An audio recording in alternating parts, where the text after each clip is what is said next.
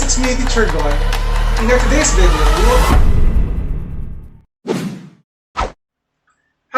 me, Teacher Gon. In our today's video, we will talk about how to find the domain and range of an inverse function. So basically guys, before nyo matutunan or makuha yung domain and range, you need to know how to find the inverse of a function. At recently, meron tayong video na in-upload about that topic at ilalagay ko siya rito. At yung link ng video na yun, ilalagay ko sa ating description box. So without further ado, let's do this topic.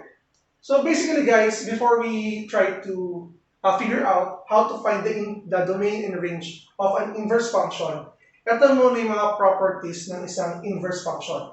First, f raised to negative 1 or the inverse is a one-to-one function, as well as the original function, which is function f, is also a one-to-one correspondence. Another thing, or the second property about the properties of inverse function, is that the domain of the inverse function is equal to the range of the original function. And for the third property, the range, again, this one is the domain, the range of the inverse function is equal to the domain of the original function. Now, para maintindihan mo itong second and third property natin, I have this table. So as you can see, this is the original function. Ito yung kanyang domain. 2, 3, 5, and 10. Ito yung set of x niya. And ito yung range natin, or the set of y values. And ito naman, yung ating inverse function. Ito yung kanyang domain, ito yung kanyang range. So, given sa ating second property, the domain of the inverse function is the range of the original function. As you can see, yung domain natin dito, 6, 8, 12, and 21, is the range of the original function. And as for the range of the inverse function, it is the domain of the original function. As you can see, we have here the range 2, 3, 5, and 10, wherein the range of the inverse is the domain of the original function. So, ganun lang siya kasimple guys, yung property number 2 and number 3. And now, since natutunan nyo na yung properties na yan, let's move on with the examples. Determine the domain and range of the original function and the inverse function. Now guys, yung first example natin, which is f of x is equal to 2x plus 12, is a linear function. So again, this one is a linear function because the degree of the function is 1. So ito yung pinakamadaling case guys when it comes to the inverse function. If you have a linear function, automatically guys, your domain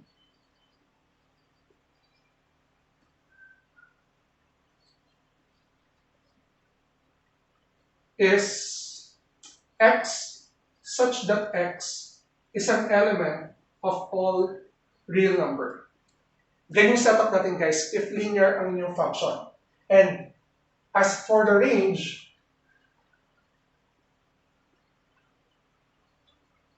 of the original function f of x, ang kanyang range naman ay y such that y is an element of all real number. Ngayon, if we are asked to find the domain range of the inverse of this function, ang gagawin mo lang naman is that you will put the domain of the inverse function f raised to negative 1 of x is ito rin. Pero, hindi mo siya gagawin y ha. That is, x such that x is an element of all real numbers. And also, for the range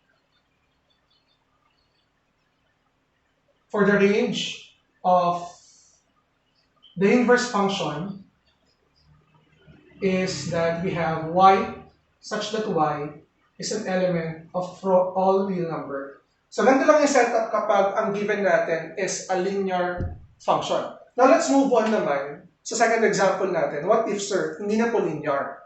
So, let's try having this example. So, let me erase example number 1.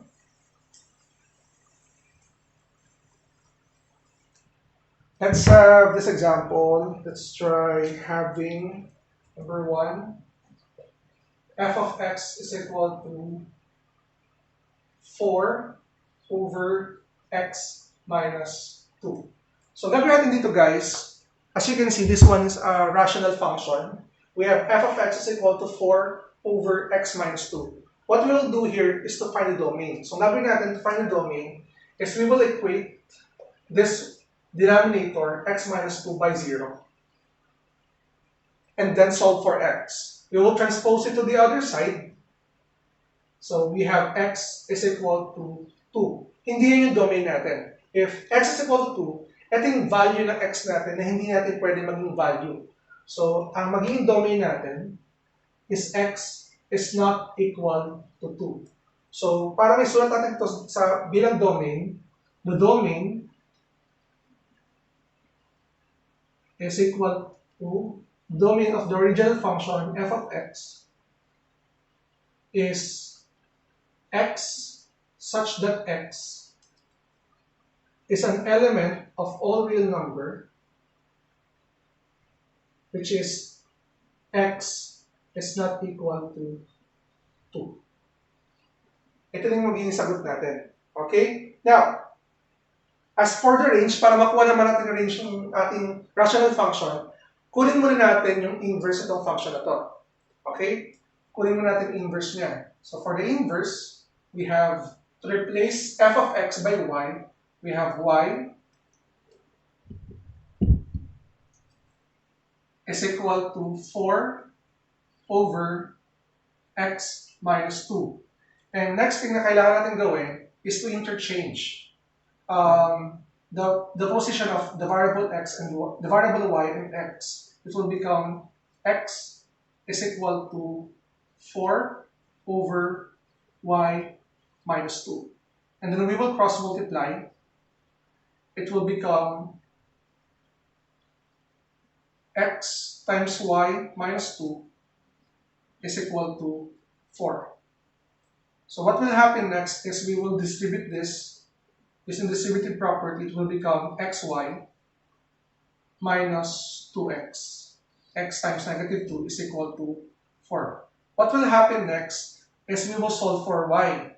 So we will transpose this to the other side. It will become xy is equal to 4 plus 2x. And then to solve for y, we will divide this both sides by x. And this one by x. Cancel, cancel. Your y is equal to 4 plus 2x over x. And we will replace this. We will replace this by f raised to negative 1 of x is equal to 4 plus 2x over x. Ngayon guys, ito na yung mismong inverse natin. Ito na yung mismong inverse natin. Ngayon, again, ito na yung mismong inverse natin. Ngayon, to find the domain, again guys ang target kasi natin dito guys, kaya natin kinuha yung inverse ito, kunin muna natin yung inverse na to para makuha natin yung range ng original function. So for the inverse, since we have here your denominator x, para makuha natin yung domain nito is that x is equal to 0. Ibig sabihin nito guys, x is not equal to 0. So paano ngayon yung domain of the inverse? Raised to negative 1 of x. Ang domain natin is that we have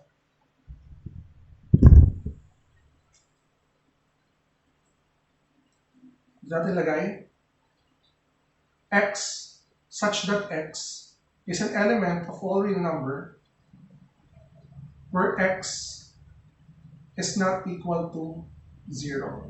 Again, since ang restriction natin para hindi maging undefined to is 0, gagawin natin dito domain is x such that x is an element of all real number where x is not equal to 0. If ito na yung domain natin, again ito yung domain natin for the inverse. Ito na ngayon yung magiging range ng original function natin.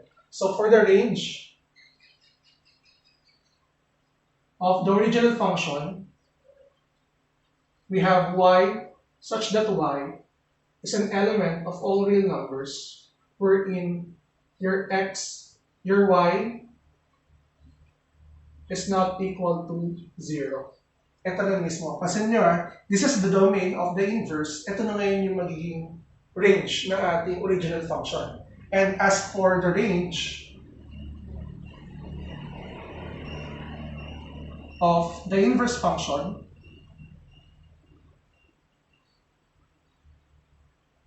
yung range naman natin ay yung domain ng original function, which is y such that y is an element of all real numbers wherein your y is not equal to 2. Ito na yung mismo. So kung mapansin nyo, nag-interchange lang tayo katulad na ginawa natin dito. So dito, yung domain nito is the domain of the original function is the range of the inverse function. The range of the original function is the domain of the inverse function. So that's it guys for item number 2. So you can check our solution if naintindihan nyo. Pero guys, if meron kayong question about our solution, feel free to comment down below para makita natin. Now for item number 3 guys, we have here the function f of x is equal to the square root of x plus 2. So as you can see, this one is a radical. Pero ang iisipin nyo lang naman dito, dapat hindi maging negative number yung radical natin o yung nasa loob ng ating radical sign. So what we will do is get this expression, x plus 2, dapat lagi siyang greater than or equal to 0. So we will transpose this to the other side, and it will become x is greater than or equal to negative 2. Anong ibig sabihin yan? Dapat yung value ng x natin or yung domain natin ay laging mas mataas or equal kay negative 2 para hindi maging imaginary to. So if this is your set of values of x, ang ibig sabihin guys is that the domain of f of x is x such that x is greater than or equal to negative 2. Ito na yung mismong domain natin. And since iniiwasan natin gamit itong values na to, na maging imaginary to, ibig sabihin yan, ang range naman natin, di nyo na kailangan kunin yung inverse para makuha nyo yung range kapag ganito yung given. Ang range natin ngayon is that y such that y, again, y such that y is greater than or equal to 0. Hindi siya pwede maging lower than 0. Lagi siyang 0 pataas. Now, since we already have the domain and range of the original function, kunin naman natin yung mismong inverse. For the inverse naman, yung domain